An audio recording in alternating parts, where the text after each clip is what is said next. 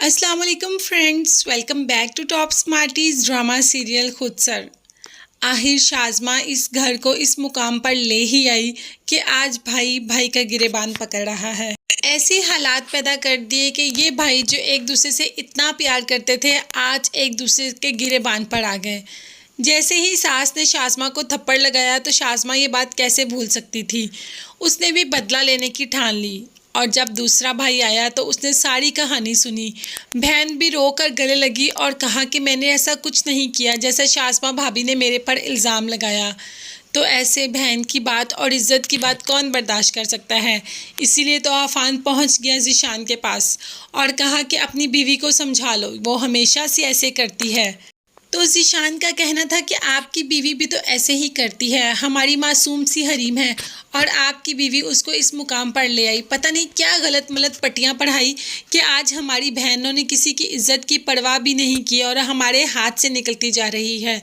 तो तब अफान ने उसका गिरेबान पकड़ लिया और कहा कि ना ही मेरी बहन ऐसी है और ना ही मेरी बीवी ऐसी है, ये सब काम तुम्हारी बीवी के हैं।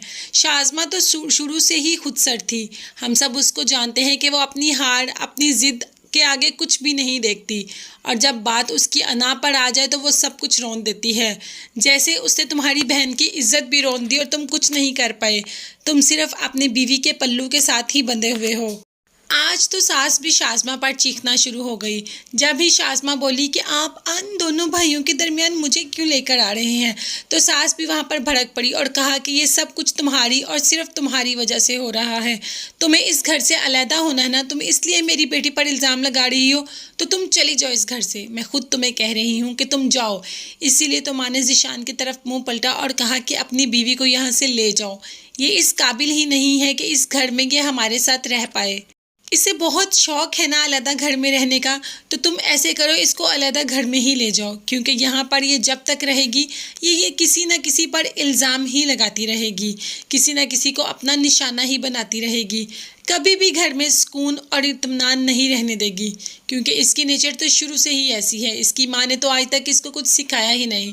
तब ज़ीशान ने गुस्से से शाज़मा का हाथ पकड़ा और उसको वहाँ से ले गया और ये भी कह कर गया कि आइंदा कभी इस घर में वापस नहीं आऊँगा।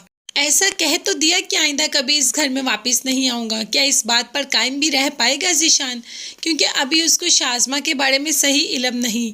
जैसे ही अलहदा होगा, अलहदा घर में जाएगा, तब पता चलेगा कि शाज़मा कितनी ज़्यादा गलत है।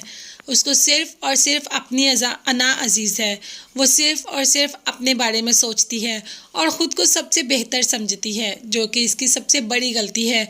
और इसी का ज़ीशान को भी आहिस्ता आहिस्ता अंदाज़ा हो जाएगा। पहले ही शाज़मा घर के नाम पर बहुत ज़्यादा खर्चा करवा चुकी है।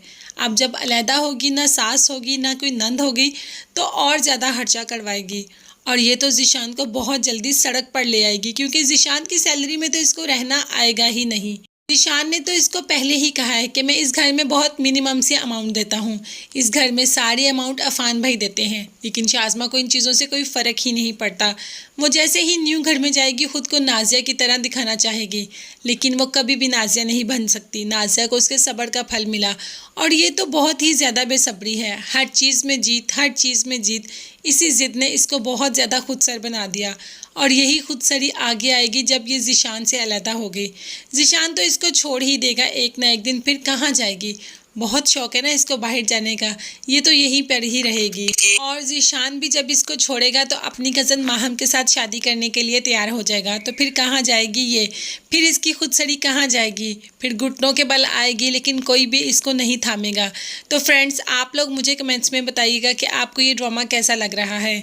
इसके साथ साथ मेरे चैनल को ज़रूर सब्सक्राइब कीजिएगा। अपना बहुत ज़्यादा ख्याल रखिएगा और मुझे भी दुआ में याद रखिएगा। नेक्स्ट वीडियोस तक के लिए अल्लाह हाफिज़, बाय बाय, टेक केयर।